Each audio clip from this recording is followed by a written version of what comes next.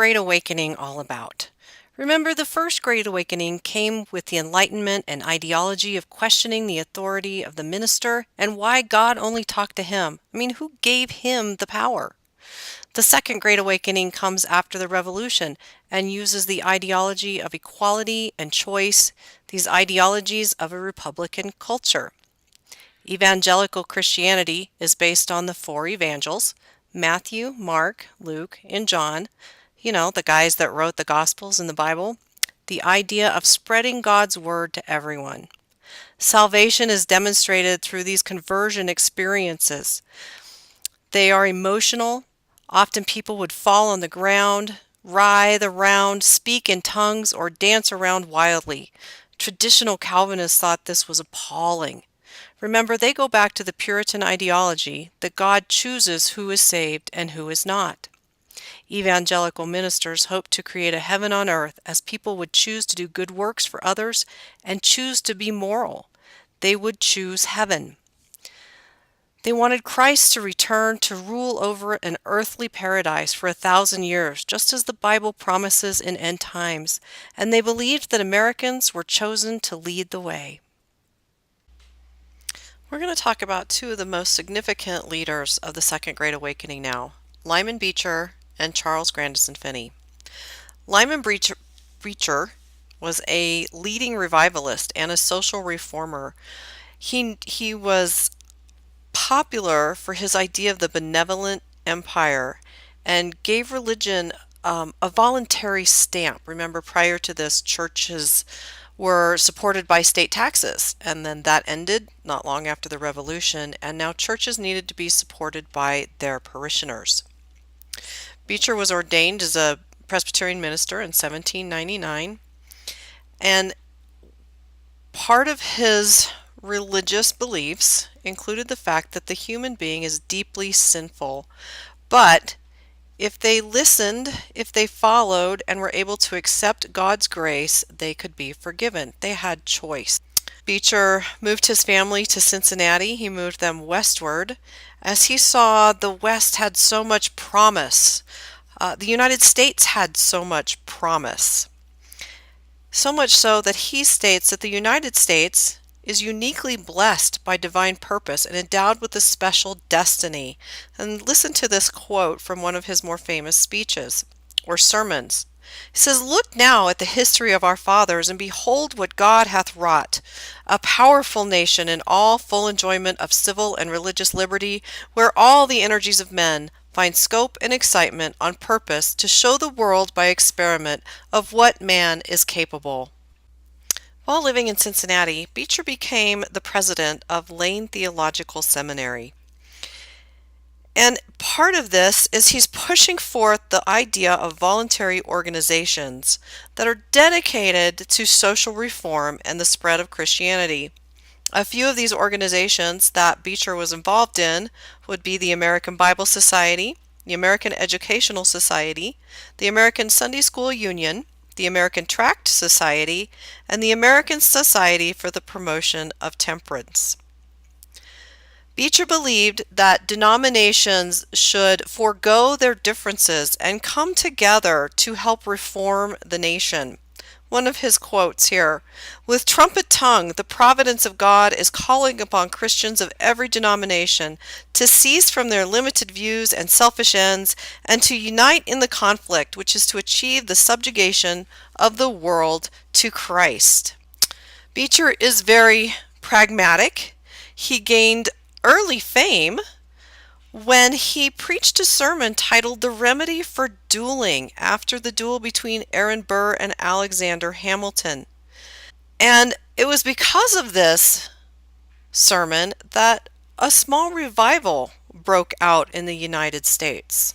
Beecher is very famous for his children. He had 13 children. All of his sons went on to follow in his footsteps and become ministers. And of course, his famous daughter, Harriet Beecher, was the author of Uncle Tom's Cabin. And of course, Uncle Tom's Cabin is very significant in the abolition movement leading up towards the Civil War. It brings the problems of slavery to so many people in the United States who had never really given it a lot of thought before. Charles Grandison Finney started out as a young lawyer in New York City, and he was questioning his faith. He was questioning his belief in God and whether or not he was saved. And he took some time, and the story goes that he went out into the woods and spent some time by himself. And while he was out there, he had this incredible conversion experience, very, very powerful, that he met with God and discovered his salvation. And one of his quotes, he states, waves of liquid love throughout his body. He felt that all Christians should then have a similar experience like this. So he left the law and became a minister in 1823. The Female Missionary Society commissioned him to go west and preach the gospel, and that's just what he did. He went to Ohio and into western New York and Pennsylvania, mostly New York, Ohio later on. And he would have these evangelical camp type meetings, and crowds flocked to him. They thought he was just amazing. And they all wanted this assurance of their conversion from him. And we get from him the term the burned over district. It's not necessarily from him, but it's part of his ministry. And it's because in this time in New York, there were so many different religions, so many cults and spiritualist groups, all having revivals and pushing their religion, that they talked about it as being the scorched earth. It was burned over. Along with Finney's popularity always has to come some controversy. And it begins with the traditional Calvinist thinking that even goes back to the Puritans, who taught that a person could only come to believe in the gospel if God had elected them for salvation. So the idea of predestination. And Finney was the exact opposite of that. He's saying that a person could choose to become a Christian. He and Beecher didn't always see eye to eye on this, and early on, Beecher actually spoke poorly about Finney. But amazingly enough, later on, Beecher began to understand where Finney was coming from and started to preach with the same ideas. There were Unitarians and Universalists who did not like the scare tactics used by Beecher, this fire and brimstone preaching, stating that those who refused the gospel would go to hell. Finney also allowed women to pray in these mixed public meetings. Women were involved in lay witnessing, which means they would go into people's homes and have prayer meetings. Women were a big part of the church. They also had daily meetings instead of just meeting on Sundays or meeting one day a week. They would meet every day, and they used very informal language, just as we use today. Instead of speaking to God in this very formal way, it was more of the language of the person, of how do you feel? What would you say to God? People also didn't like the fact that converts would be immediately accepted into the church. Usually they expected them to mull over their salvation, to think about it, and then they would eventually become members. A lot of times you had to apply to become a member of a church. In Rochester, New York, in the 1830s, 1830 to 1831, Charles Finney is so popular and his meetings attracted so many people that the stores in the towns would close so that people could attend these meetings.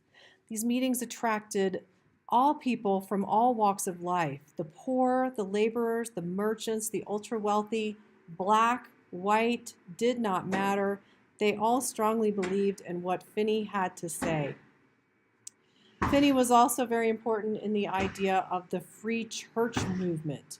So there was this ideology that you could pay rent, and you would literally rent a pew in a church so that you could sit right up front. So the wealthy would sit right up front. And then as you got farther and farther back, the rentals were less.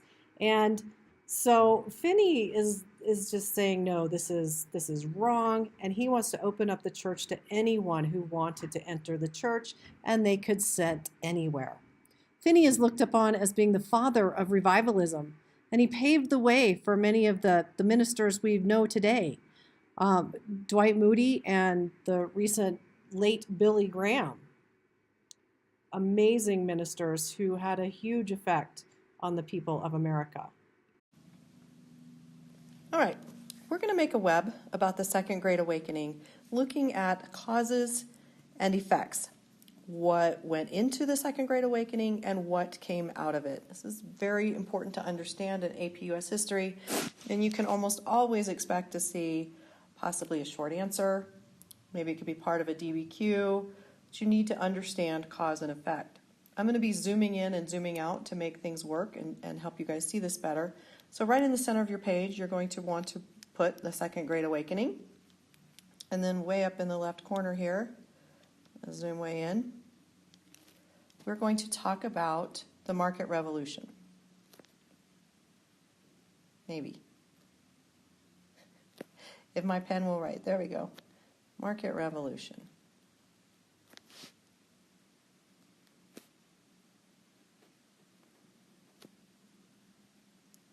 A lot of this is review. In fact, so much of it is review, but I still think you need to see it in this web view. So under market revolution, we're going to start with transportation. Changes in transportation. We called it the transportation revolution. And I got to be able to spell it right. Under transportation, we have the railroads. We have steamships.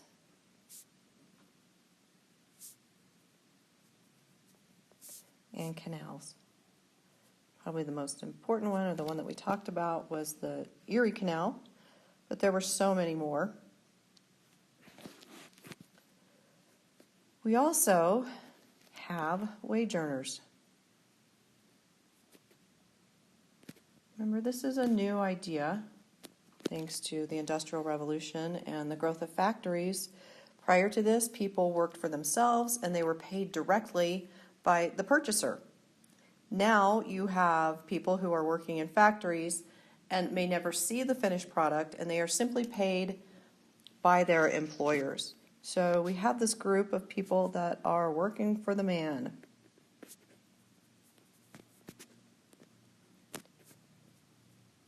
Oh man. For the women, we have the cult of domesticity.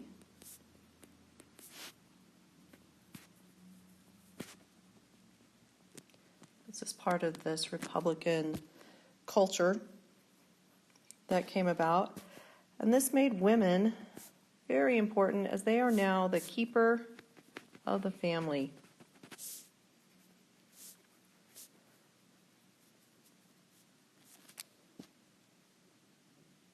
Changes in communication are important to understand.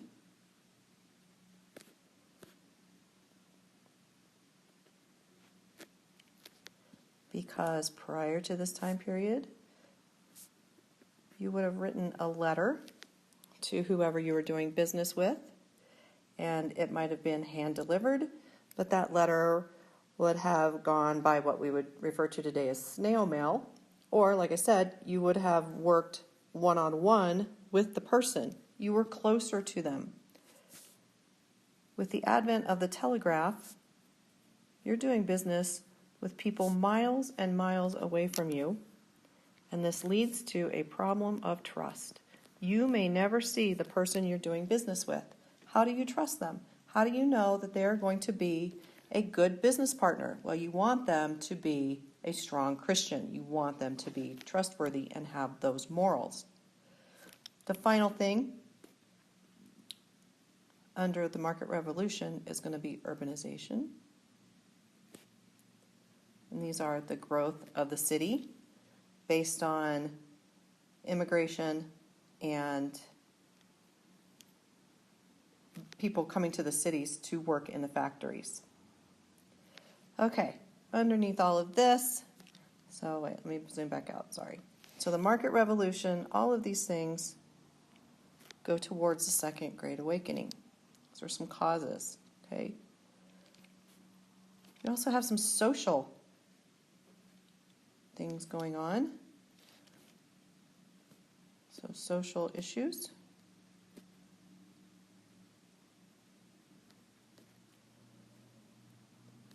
Under that, some westward expansion.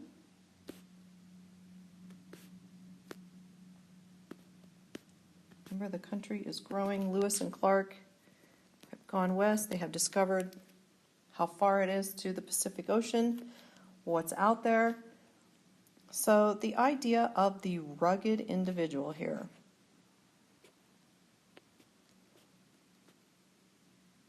And you will hear this term again from Herbert Hoover, actually, in the 1930s. So the rugged individual, which means you are the master of your destiny. You are in charge. Go west, young man. Go see what's out there. The pioneer spirit.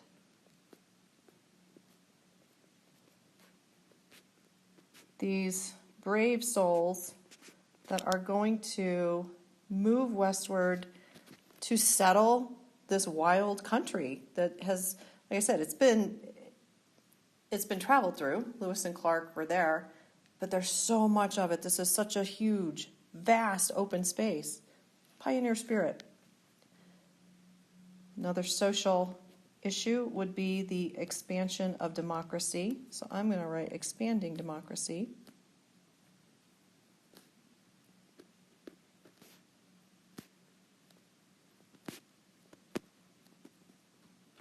And this means that we now have more voters. We have more voters for a couple reasons. One of those would be that voting requirements have changed. So more people can vote now, more men. Also, there are people that are gaining new wealth, and as they gain that wealth, they now meet the voter requirements. So this is expanding. You have more people voting. Finally, we have in Rochester, New York, the burned over district.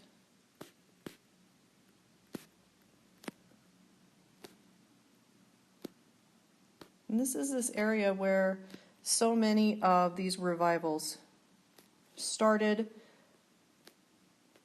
It was just, you almost want to think of it as being burned out. So many revivals, so many religions trying to convert you. So this is the center of revivals. Okay. So that also is going to lead into the Second Great Awakening. So those are causes. What are some effects? What came out of the Second Great Awakening? Well, part of this would be some religious experimentation.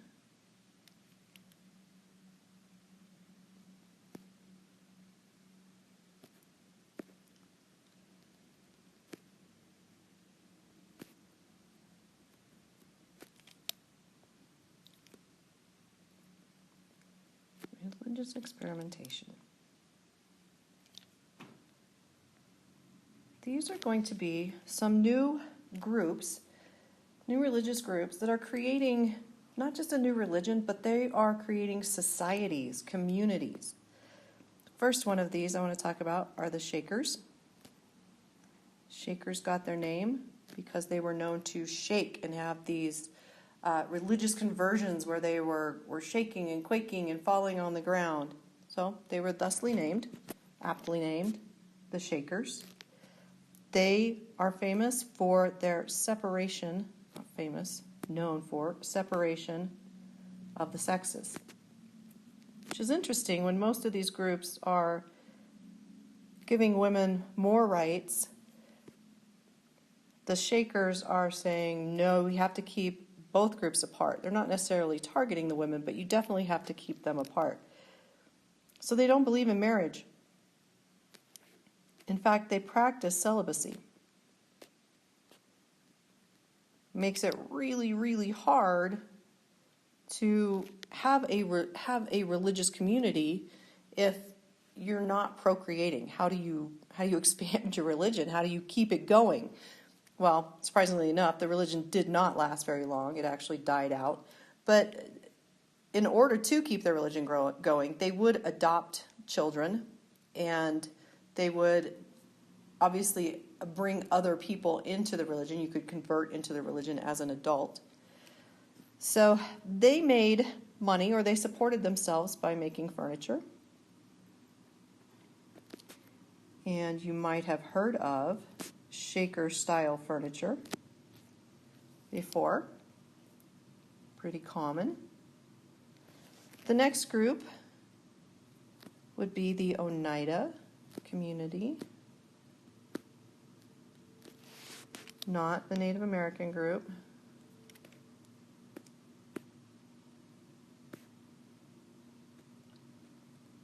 Okay, the Oneidas are really the exact opposite of the Shakers. They believed in complex marriage. Maybe what we would call today free love. Meaning everybody in the group was married to everybody else. Open marriage. Their leader was John Noyes. And in order to support the group, how did they survive?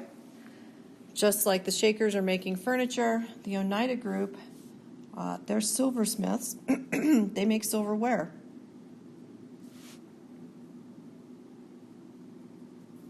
And I bet some of you, if you were to go look in your silverware drawer, you might find some Oneida silverware. Obviously not made by the same group, but the name is still there. And it's a carryover from this group. The last group I'm going to talk about are the Latter-day Saints, Mormons. They were led by John Smith in Illinois. And he is murdered. He and some of his followers actually had been thrown in jail for practicing polygamy, and an angry crowd pulls him out and they lynch him. They did not like his ideology. Mostly they did not like the idea of polygamy. In this case, it was more than one wife. Most Christians are going to have a huge problem with that. You marry, it was a one-on-one thing. No more than one wife. They were persecuted. People, as I said, they murder their leader. People didn't like their ideas. They were threatened by them, probably.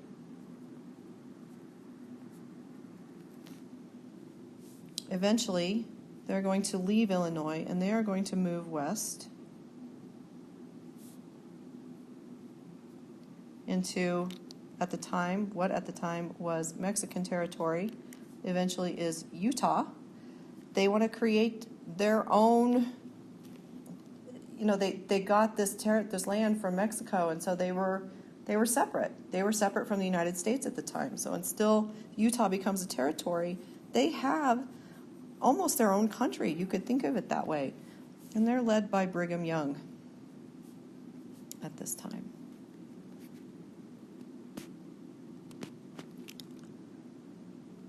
So, religious experimentation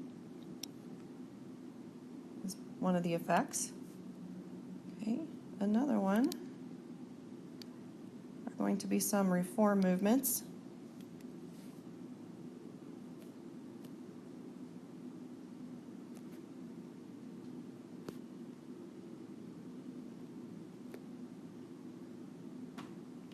You guys know a lot of these reform movements already. The first one is temperance.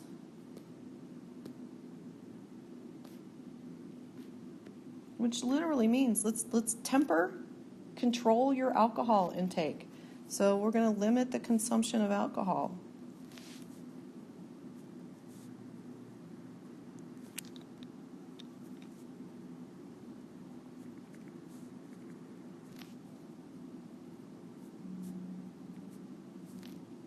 When we get into the 1920s, 1930s, we'll have prohibition. They literally are going to make it illegal. Another reform movement is the abolitionist movement. Now, abolitionists aren't new, but thanks to Harriet Beecher Stowe, it is highlighted now.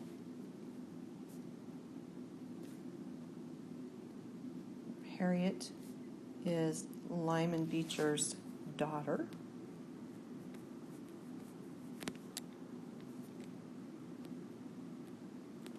And she writes Uncle Tom's Cabin. Famous book.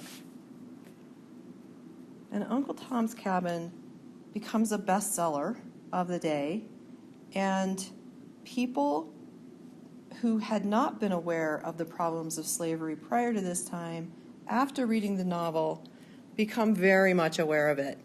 And they are going to start to realize that slavery is wrong and it should not exist.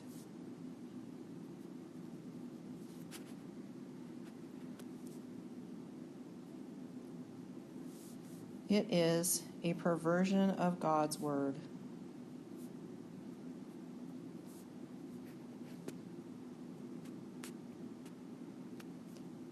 In the South, the rise of Christianity, they are using the Bible to justify slavery, to say that there were slaves in the Bible. God says slavery is okay, and so we're going to keep it that way. Slavery is a good thing. All right, the last thing that is an effect are going to be some social changes.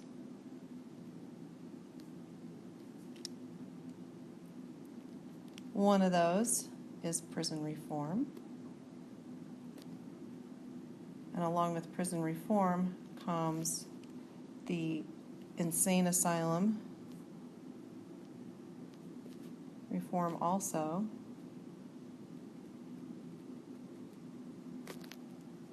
Remember, those were horrible, horrible facilities, and especially for women who could be placed by their husband in an insane asylum for any reason whatsoever, then that is not okay. All right, so you can't stand when now I'm not sure I know how to spell asylum. Oh well, there you go.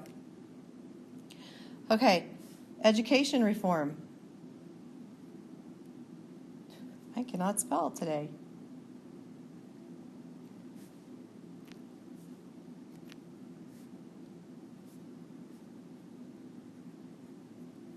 A lot of states are going to start providing for elementary schools at the very least. More children being educated. But these benevolent societies,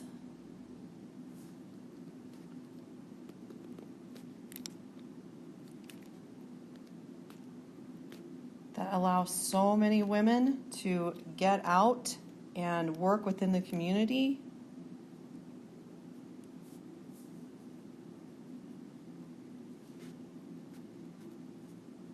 this is very important when it comes to women's suffrage.